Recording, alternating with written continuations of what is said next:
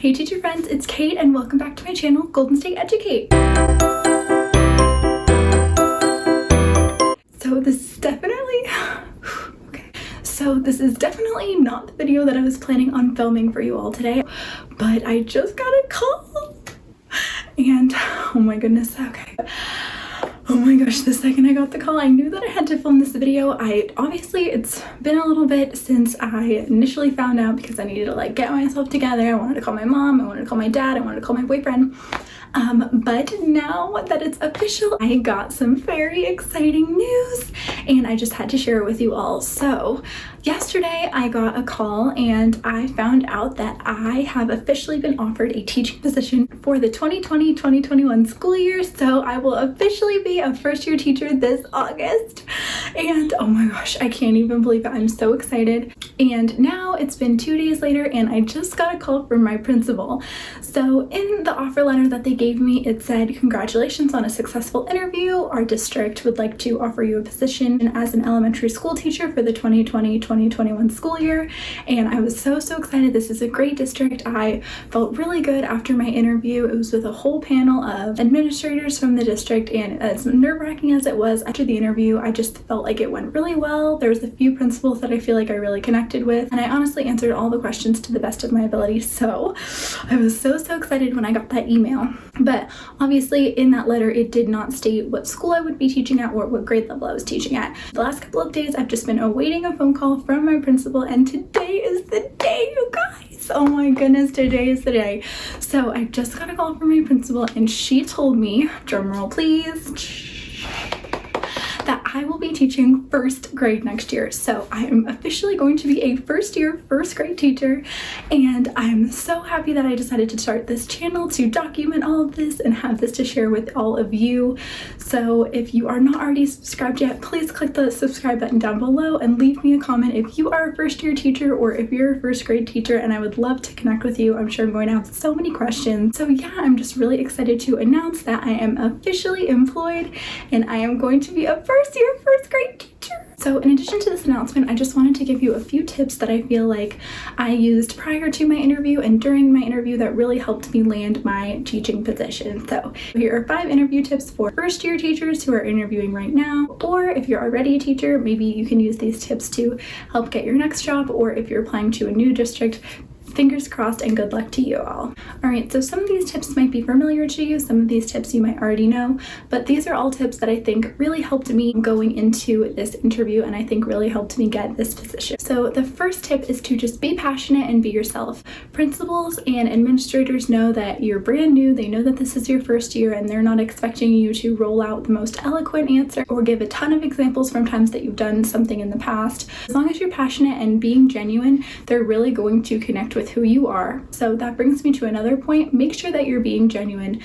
Administrators are going to know if you're just kind of giving a cookie cutter, just very generalized answer. So it's important that all of your answers are really genuine to who you are as an educator and what you do inside of your classroom. If you do get hired, that is the same person who is going to be coming in and observing you throughout the year. So it would be really awkward if you said, "I'm super into teaching small groups and I differentiate like this and this," and then when they come into your classroom, you're never teaching small groups and you don't differentiate in those ways. So make sure you're being passionate, make sure you're being true to yourself, and make sure you're just being very genuine in all the answers that you give. It's really important to be yourself because you never know what they're looking for, and they might be looking for someone just like you. So the next tip might be the most important one, and it was something that I know I needed to remember and remind myself throughout the course of all of my interviews, and that is go slow, listen, and breathe.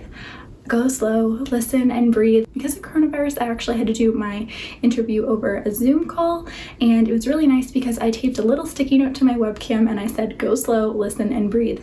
And those 3 things are really important for me. I just get really excited, really passionate, and I just kind of start rambling on and get past the point sometimes. So it's really important for me to listen to the questions that are being asked, breathe, and then just kind of go slow and explain my answer. It's not about answering the question perfectly, but you do want to answer it in a clear, coherent, and concise way. So sometimes I notice that when you start rambling on and on, administrators will stop nodding or they'll stop writing it down, and that's usually when I stop talking. So it's important to go slow, listen, and breathe. Number 3 is make sure you are asking them questions. Even though they are interviewing you and you are trying to get a job at their district, you are also interviewing them and want to make sure that this is a district that you are actually interested in working in, or a school that you are interested in working in, or an administrator that you're interested in working for. So my principal told me that there were 2 questions that I asked that she really appreciated, and it kind of made her think, and walking away from the interview, she was really interested in me because of the questions that I asked at the end of my interview. So one of those questions was, I asked what the dynamics of that school was like. It's really important for me, especially as a first-year teacher, to kind of know what the dynamics of a grade level or just the general faculty of a school is like, because I want to be in an environment with other friendly, warm, welcoming educators. I don't want to be in an environment where people are not interested in collaborating, and I don't want to end up at a school where people are not willing to work with me. As a first-year teacher, I have so much to learn, and I was hoping to land a position in a school or a district with very supportive and welcoming faculty. So it was really important for me to know what the dynamics of her school was like. The second question that I asked was, what is one aspect of your school or your district that you are most proud of? I heard this question in another video here on YouTube, and I just thought it was a great question to ask.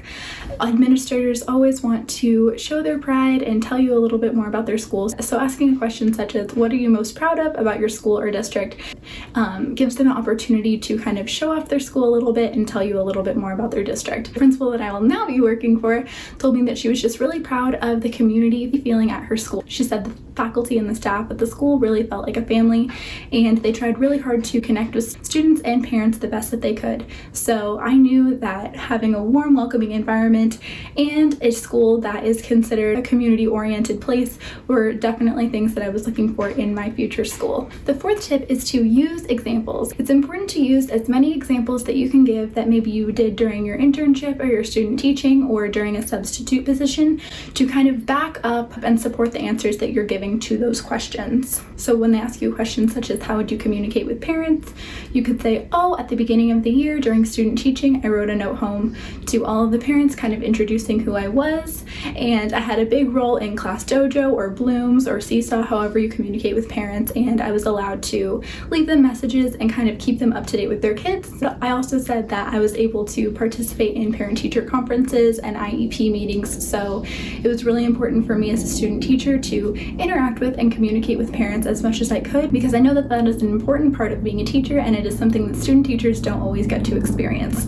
So using concrete examples, short, sweet examples of things that you have done or things that you plan to do would really just help back up your answer. Tip number 5, which it might be hard to hear, and it might be especially hard if you're hearing a lot of rejections or no's at the end of interviews, but I want you to know that you are going to end up in the job, you are going to end up in the grade level, you are going to end up at the school or the district that you are meant to be in. Ultimately, you are going to get the job that's right for you. So every time you hear a no or so sorry or a rejection, just think, thank goodness, I wasn't supposed to be there anyway. I know that I interviewed for a 4th grade position, and during the interview I found out that it was at a dual immersion school. So at the end of that interview, when I found out that I did not get the job, I kind of knew that it's okay, no worries, it wasn't the job for me anyways. That's clearly just not where I'm supposed to be because I have no bilingual experience. So that kind of helped me keep up my confidence going into other interviews, because I knew that at the end of the day I was going to get the job and get the position that was meant for me. So no need to sweat if you don't get it, because it was not your job anyways, it was someone else's job, and your job is still out there, and there are so many administrators that are looking for someone just like you. So yeah, those are my 5 tips. That was my super fun announcement. I can't wait to be a first grade teacher and just bring you all along on my journey.